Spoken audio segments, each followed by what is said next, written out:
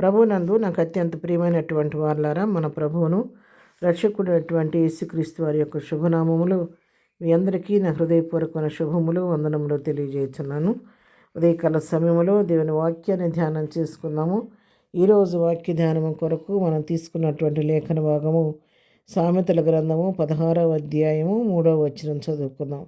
నీ పనుల భారము యెహోవా మీద నుంచుము, అప్పుడు నీ ఉద్దేశంలో సఫలమగును. దేవుని నామమునకు మహిమ కలుగును గాక. జ్ఞాని అయిన సొలొమోను చెప్తున్నటువంటి మాటలు, నీ పనుల భారాన్ని యెహోవా మీద ఉంచండి, మీ భారాన్ని మీరేం మోసుకోవద్దు.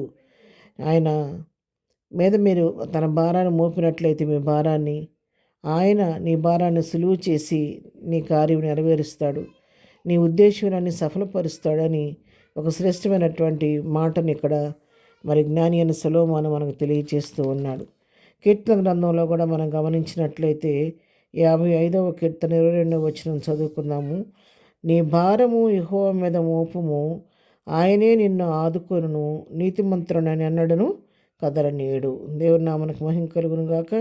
ఇక్కడ కూడా నీ భారము యెహోవా మీద మోపుము, ఆయన నిన్ను ఆదుకుంటాడు. నిన్నెప్పుడు కూడా ఆయన విడిచిపెట్టే దేవుడు కాదు, నిన్ను ఆదుకుంటాడు. నీతిమంతుడిని ఎన్నడు కదలనీయకుండా కాపాడే దేవుడు కాబట్టి వారిని భారమంతా ప్రభువు పైన మోపమని చెప్పని ఇక్కడ కూడా కీర్తనాకారుడు తెలియజేస్తున్నట్టుగా మనం చూస్తూ ఉన్నాం.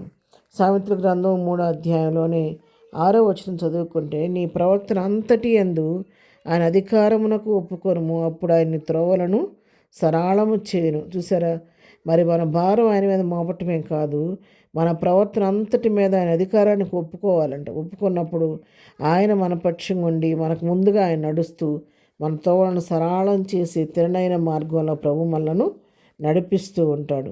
కాబట్టి ప్రియులారా, దేవుని ఎరిగినటువంటి మనము ఏదేరిని గురించి కూడా చింతపడిన అవసరం లేదు. కానీ మన జీవితంలో మనుషులు కాబట్టి, రక్త మాంసాలు ఉన్నాము, లోకంలో ఉన్నాం కాబట్టి అనుదినం ఎన్నో భారాలు మనం భరిస్తూ ఉంటాము. ఎంతో ఆ భారాన్ని మోయలేక కొన్నిసార్లు తలడిల్లిపోతూ ఉంటాం. అలాంటి పరిస్థితుల్లో మన భారం మనమే మోసుకుంటూ ఆ విధంగా వేదన పట్టం కాదు, కానీ మన భారాన్ని ప్రభు పైన మోపితే ప్రభు మన పక్షంగా ఉండి ఆయన మన కార్యాలు సఫలపరిచే దేవుడై ఉన్నాడు, మన ఉద్దేశాలను నెరవేర్చే దేవుడై ఉన్నాడు.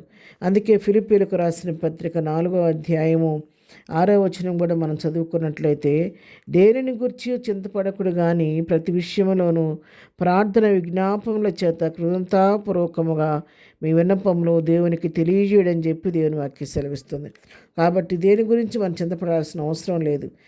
ప్రార్థన ప్రతి విషయంలో ప్రార్థన చేత విజ్ఞాపనల చేత కృతజ్ఞతాపూర్వకంగా మన విన్నపాలు దేవునికి తెలియచేస్తే దేవుడే మన పక్షంగా ఉండి మన కార్యాలు ఆయన నెరవేర్చే దేవుడై ఉన్నాడు.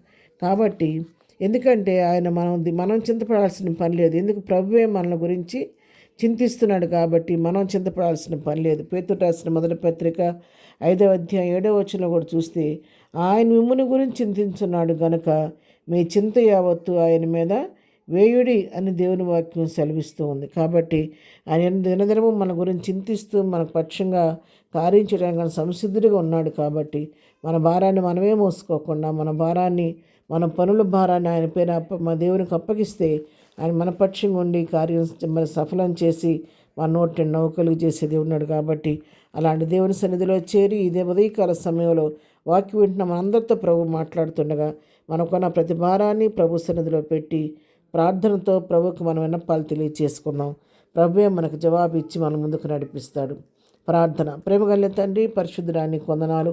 ఉదయకాలం దీవెనలతో మనం నింపండి ప్రభా. వాక్యం ప్రతిపడని దీవించి ఆశీర్వదించండి. అనేకులు విని మేలు పొందడానికి సహాయం చేయండి ప్రభా. అనుదినము అనేక భారాలు మేము భరిస్తున్నాం నాయన.